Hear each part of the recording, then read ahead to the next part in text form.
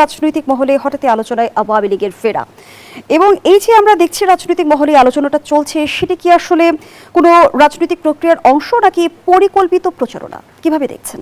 না, প্রচারণা তো আছেই। আর আরেকটাও যে আওয়ামী লীগের তো ব্যাপক কর্মী বাহিনী আছে, নেতারা ভারতে এবং পৃথিবীর বিভিন্ন দেশে তারা অবস্থান করছে, তো তাদের ফিরে আসার তো একটা তাগিদও আছে। অর্থাৎ তারা নিজেদেরকে সংগঠিত করার জন্য চেষ্টা করছে।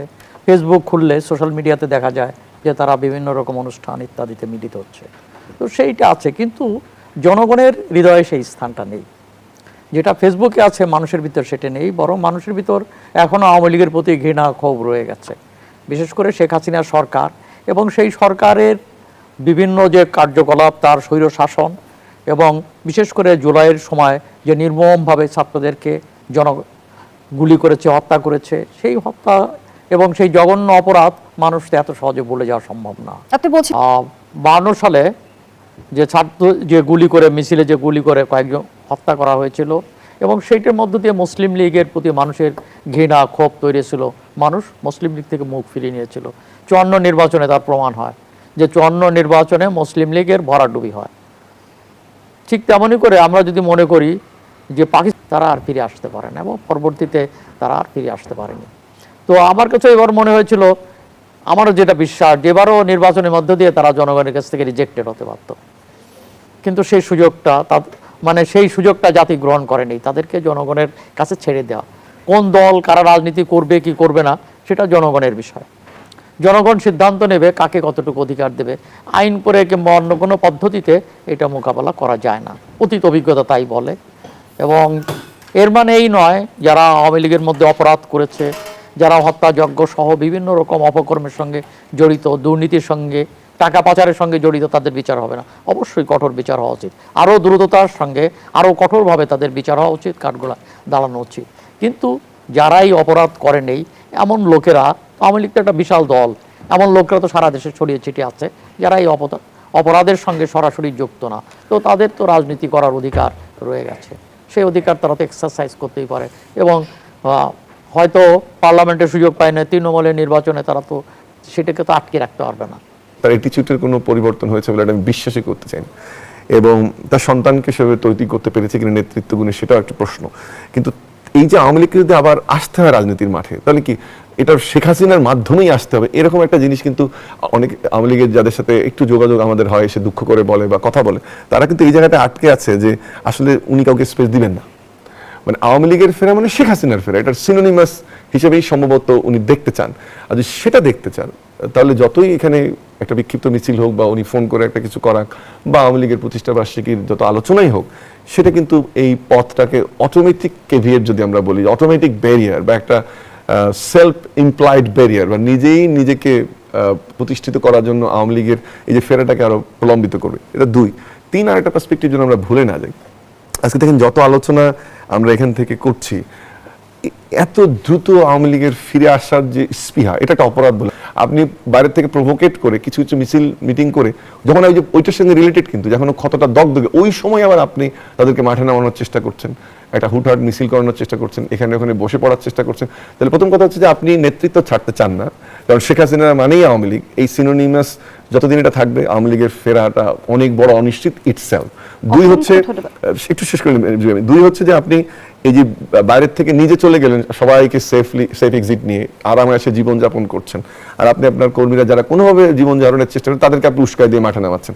আর লাস্টলি যেটা হচ্ছে যে হ্যাঁ, ইলেকশনের একটা ডিবেট এখানে আছে যে আওয়ামী লীগের ইলেকশনের মাধ্যমে রিজেক্ট করলে ভালো হতো কিনা। আমি সাহিত্যের সাথে আমার কখনোই ওপিনিয়নে খুব কম দ্বিমত হয়, বাট এখানে একটু যোগ করি। সেটা হচ্ছে যে এই ক্ষত রেখে 1800 শহীদকে বরণ করে নিয়ে আওয়ামী লীগকে ইলেকশন করতে দেওয়ার বা জনগণকে রিজেক্ট করতে দেওয়ার সুযোগ ছিল না, কারণ আওয়ামী লীগ অটোমেটিক্যালি রিজেক্টেড হয়ে গেছে। অসংখ্য ধন্যবাদ। শেখ হাসিনার বর করছে এবং এটা তো স্পষ্ট, দিল্লির সঙ্গে ঢাকার দূরত্ব কমক আর বাড়ুক, কিন্তু দিল্লি শেখ হাসিনাকে এখানে পাঠাতে পারবে না এবং দিল্লি সেই ঝুঁকি নেবে না। এবং অলরেডি দিল্লি বিভিন্ন জায়গায় তার সাউথ ব্লকের মধ্যে প্রশ্ন উঠেছে যে শেখ হাসিনাকে এইভাবে তারা বহন করবে কিনা, এবং এটা তাদের রয়েছে, পলিটিশিয়ানদের মধ্যে এই প্রশ্ন এসছে। অতএব শেখ হাসিনাকে এখানে আরেকটা বসানোর পদ্ধতিটা কি, ইচ্ছে করলে কি উনি প্লেনে চলে গেছেন কিংবা যেতে বাধ্য হয়েছেন, ওখান থেকে আর একটা প্লেনে কি তারা পাঠিয়ে দিতে পারবে? তো পাঠিয়ে দিলে তো এখানে অ্যারেস্ট হবেন, তাকে আদালতে ইসে ফাঁসির দণ্ডপ্রাপ্ত আসামি, তাকে আদালতে শরণাপন্ন হতে হবে। অতএব এই ধরনের কোনো সহজ রাস্তা নেই। এটা এক ধরনের সান্ত্বনা হতে পারে যে ভারত অনেক পাওয়ারফুল রাষ্ট্র, ভারত ইচ্ছে করলে অনেক কিছুই করতে পারে, কিন্তু বাস্তবে তো আর পারে না। বাস্তবে হচ্ছে যে বাংলাদেশের রাজনীতি বাংলাদেশের জনগণই নির্ধারণ করবে যে শেখ হাসিনাকে কিংবা কোন দলকে রাজনীতি করতে দিবে কি দেবে না, কাকে ক্ষমতায় আনবে কি আনবে না, এটা বাইরের ডিজাইন দিয়ে কখনো কি হয় না। এবং এই ভারত-বাংলাদেশ অভ্যুত্থানও সম্পর্কের তিক্ততার পেছনে কি শেখ হাসিনাই মূল ইস্যু? কার সঙ্গে? ভারত বাংলাদেশ সম্পর্কের যে না, তিক্ততা, এটা শেখ হাসিনাই একমাত্র ইস্যু না, আরও ইস্যু আছে। কেননা ভারত তো শুধুমাত্র যেমন বাংলাদেশের সাথে তার রিলেশন খারাপ তো এমন ব্যাপারটা না, বাংলাদেশের বাইরেও ভুটানের সঙ্গে, নেপালের সঙ্গে, শ্রীলঙ্কার সঙ্গে, ইভেন মালদ্বীপের সঙ্গেও তাদের এক ধরনের দূরত্ব রয়েছে। এবং এর কারণটা হলো ভারতের মধ্যে একটা বিগ ব্রাদার সুলভ অ্যাটিটিউড রয়ে গেছে, যেটা ভারতীয় পলিটিশিয়ানরাই বলেন। একসময় আইকে গুজরাল খুব অল্প দিনের জন্য ভারতের প্রধানমন্ত্রী হয়েছিলেন, তার আগে তিনি পররাষ্ট্রমন্ত্রী ছিলেন। তা উনি একটা বক্তব্য দিয়েছে যে ভারতের আশেপাশে তার এই প্রতিবেশী দেশগুলোর সঙ্গে বন্ধু, ভারতের সঙ্গে এই রিলেশনের ক্ষেত্রে ইত্যাদির ক্ষেত্রে সবচেয়ে বড় সমস্যা হয়েছে যে বিজেপি এবং তার নেতৃত্ব, পশ্চিমবঙ্গে যে নেতৃত্ব এসেছে শুভেন্দু নেতৃত্ব, তো তারা তো মনেই করে না যে তারা পশ্চিমবঙ্গের সমস্ত জনগণের ভোটে এসছে, তাদের ভিতরে এক ধরনের হিন্দুত্ববাদী মানসিকতা কাজ করছে।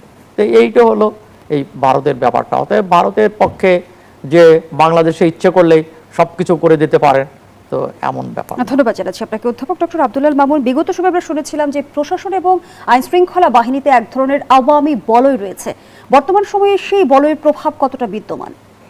না, সেটা তো আসলে আপনি তো, আমি বলছি না যে সবাই, সেটা অন্যায় হবে যারা আমলারা আছেন এখন, বাট একটা বড় অংশ যারা কোলাবোরেটর ছিল কোনো কোনো ক্ষেত্রে, আমি ফেসিস্ট কোলাবোরেটর কথা বলছি, সেটা একটা এক্সিস্ট করে এমনিতেই। আমার যখন আমাদের মন্ত্রী পরিষদে যারা আছেন, একটু আসলে আমি আপনার কাছে ঢুকতে ঢুকতে সচিবের সাথেও কথা হচ্ছিল, আই ওয়াজ আস্কিং হিম যে কেমন যাচ্ছে, কি প্রক্রিয়া।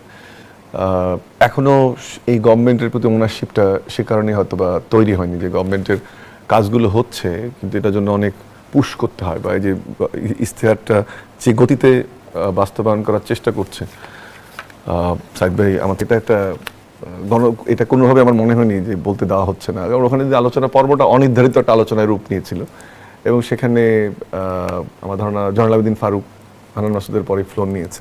এরপর কিন্তু বিরোধী দল থেকে অনেকে কথা বলেছে, নাহিদ কথা বলেছে, বিরোধী নেতা কথা বলেছে, অন্যান্যরা কথা বলেছে।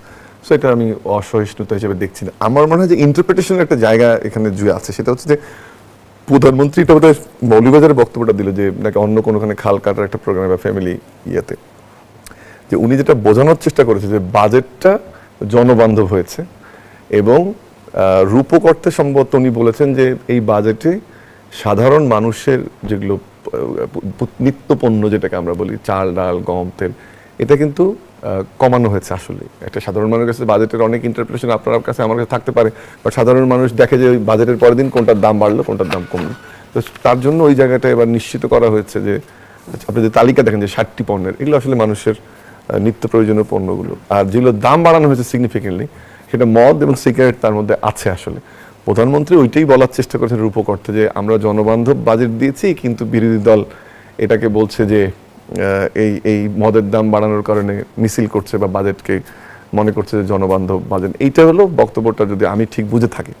কারণ আজকে যখন হান্নান মাসুদ কথা বলতে গেছে, অবশ্যই এটা কথা বলার অধিকার যে কেউ, কিন্তু সংসদে যখন আপনি কথা বলবেন হঠাৎ করে একটা পার্সপেক্টিভ আপনি আনতে পারবেন না, এটার আপনাকে ব্যাখ্যা বিশ্লেষণ দিয়ে তার পার্সপেক্টিভ বুঝে কথা বলতে হবে। আরও একটা জিনিস ঠিক, আমি এরা আমার স্টুডেন্টের মধ্যে এখানে বিশ্ববিদ্যালয়ে একসময় একসঙ্গে কথা হয়েছে যে সংসদীয় নর্মসগুলো শিখতে হবে। আমি বলছি না প্রধানমন্ত্রী প্রশ্নের অতীত বা প্রশ্নের বাইরে থাকবেন, অবশ্যই প্রধানমন্ত্রীকে প্রশ্ন করার অধিকার আপনার, আমার, শাহিদ খান, সংসদ সবারই আছে, বাট সংসদীয় বিধির বা স্টেটমেন্টের ধারণাটা ভিন্ন। আপনাকে সংসদে কথা বলতে গেলে, যেটা পরে আলোচনা এসেছে যে শাহবাগ চত্বর নয় বা এটা কোনো মিছিল মিটিংয়ের জায়গা না, আসলে এই ডিফারেন্সিয়েশনটা অনেকের অনভ্যস্ততা আছে। আমি এটা এই ফ্যাসিস্ট সরকার দীর্ঘদিন ক্ষমতায় থাকার কারণে ওটাও নষ্ট হয়েছে, কারণ সুযোগটা হয়তো বা কেউ পেতো, রোটেশন হতো সংসদে, কেউ হারতো জিততো, সেই জায়গাটা তো আসলে নষ্ট হয়েছে। এবং সে কারণে এই প্র্যাকটিসগুলো কীভাবে হয়, সংসদের কীভাবে দাঁড়িয়ে কথা বলতে হয়, উপস্থাপনার ভঙ্গি কেমন, উপস্থাপনা কেমন হতে হয়, সেই জায়গাটাতে একটা মিসআন্ডারস্ট্যান্ডিং বা সেই জায়গাটাতে লার্নিংয়ের একটা বিষয় আছে। এবং যে কারণে কিন্তু সিনিয়র যারা পার্লামেন্টের তারা দাবি করছিল যে স্পেসিফিক বলতে হবে, ঢালাও তো আসলে সংসদীয়, কারণ তো রেকর্ড হচ্ছে, আপনি তো ঢালাও বক্তব্য দিতে পারেন না, ওই জন্য এটা স্পেসিফিক হতে হয়, ধারা উল্লেখ করতে হয়, কোন ঘটনাটি সেটা বলতে হয়, এই জন্য তো এক্সপান্স করা হয় অশোভন শব্দ, আচরণ, সেন্টেন্স, সেই জন্য এই প্রক্রিয়াটা এসছে। আমার ধারণা এটা একটা, আমি আশা করব যে অবশ্যই সংসদের প্রশ্ন প্রাইম মিনিস্টারকে করা যাবে না তা না, করা যাবে, কিন্তু সংসদের বিধি মেনে তথ্যভিত্তিক এই প্রশ্নগুলো উপস্থাপন করে তখন এই ধরনের ঘটনা এড়ানো যাবে। কিন্তু আজকের ঘটনা এটা মনে হয়নি যে কথা বলতে দেওয়া হচ্ছে না বা টুটি চিপে ধরা হচ্ছে বা আমরা একেবারেই মনে করছি যে আওয়ামী লীগের সংসদ কিনা, এটা কিন্তু না। আপনি ওভারঅল দেখেন গত 3 মাসের সংসদ বা 3.5 মাসে, হ্যাঁ অথবা ম্যাচুরিটির জায়গায় আরো ভালো করতে হবে, সংসদের আরো ডিবেট ক্যাপাসিটি বাড়াতে হবে, লার্নিং বাড়াতে হবে, সেটা অন্য বিষয়, কিন্তু ওভারঅল একটা প্রাণবন্ত সংসদে আমরা দেখছি। এবং এখন পর্যন্ত এমন কোনো কিছুই হয়নি যে বিরোধী দলের টুটি চিপে ধরা হচ্ছে, সময় দেওয়া হচ্ছে না বা কথা বলতে দেওয়া হচ্ছে। আজকে তো এই ঘটনার পরে একটা অনির্ধারিত ডিবেট সেশন হয়েছে এবং বিরোধী দলের সবাই কথা বলেছে। ধন্যবাদ জানাচ্ছি আপনাকে। জনাব আবু সাইদ খান, বিরোধী দল বলছে প্রধানমন্ত্রীর বক্তব্যের সমালোচনা করতে না পারলে আবারও ফ্যাসিবাদ ফিরে আসবে। রাজনীতিতে গঠনমূলক সমালোচনার জায়গা কতটুকু রয়েছে? সমালোচনার জায়গা আমাদের দেশে কখনো সেইভাবে ছিল না। তো কখনো মানে সরকারি বলুন আর বিরোধী দলই বলুন, যে সমালোচনাকে মেনে নেওয়া এই মানসিকতা কখনো ছিল না।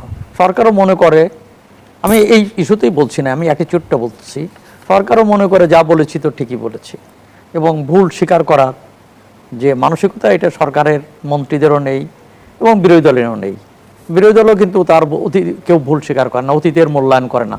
আত্মসমালোচনা বলে একটা কথা আছে, তো আমাদের এখানে সমালোচনা হয়, আত্মসমালোচনা হয় না, কেউ কারো ভুল স্বীকার করে না।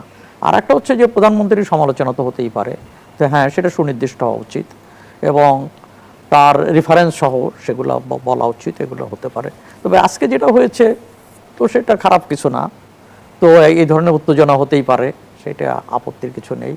তবে আসলে এই ধরনের বক্তব্যগুলো অনেক ক্ষেত্রে হয় কি, যে মাঠে যে বক্তৃতা দেওয়া হয় ইত্যাদি, কিংবা বক্তৃতার কিছু লাইনকে ধরে এটা উদ্ধৃত করলে তখন সেটা মিস ইন্টারপ্রেট করার সুযোগ থেকে যায়। এমন কি ঘটেছে। আর একটা হলো প্রধানমন্ত্রী ওই বক্তব্য আমি শুনি নেই, যেটা হান্নান মাসুদ বলেছেন ওইটা আমি সংসদেই শুনলাম, তার আগে আসলে প্রধানমন্ত্রী কিভাবে কোন প্রেক্ষাপটে কি বলেছেন এটা শুনি নেই। আর একটা হলো ঠিকই আছে, এখানে স্পিকার এর পক্ষ থেকে ডেপুটি স্পিকার ছিলেন, উনি তো বলেছেন যে সেটা খতিয়ে দেখবেন। এবং এখানে আমার কাছে মনে হয়েছে পরবর্তীতে মির্জা ফখরুল ইসলাম আলমগীর এবং সেটা করেছে, এবং এই বিরোধী দলের নেতা দুইজনে মিলেই যেটা বলেছেন যে সেটা হলো যে বাইরের জিনিসকে মানে এমন কিছু টেনে আনা ঠিক না, আর যেটা আছে যেটা অসংসদীয় সেটাতে স্পন্স করতেই পারবেন। তো এটা বরং মাঝে মাঝে একটু প্রাণ ফিরে আসে, প্রাণের ছোঁয়া লাগে, এটা খারাপ কি হতেই পারে। বিগত সময়ে আমরা সংসদে গৃহপালিত বিরোধী দল দেখেছি, বর্তমান সময়ে আমি যদি বিরোধী দল নিয়ে সুনির্দিষ্টভাবে জানতে চাই, বিরোধী দল কতটা দায়িত্বশীল আচরণ করছে?